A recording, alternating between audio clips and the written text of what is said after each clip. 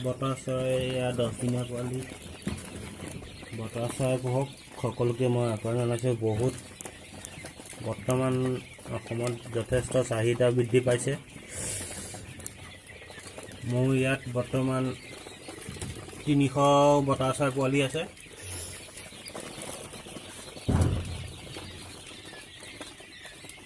যথেষ্ট লাভজনক বতৰ চৰাই পালন।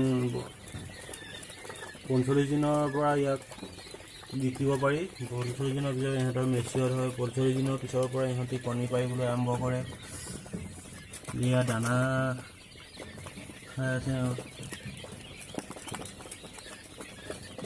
ভালকৈ চব বতৰ চৰাইৰ বিষয়ে কোনোবাই জানিবলৈ মোক কণ্টেক্ট কৰিব পাৰে। এয়া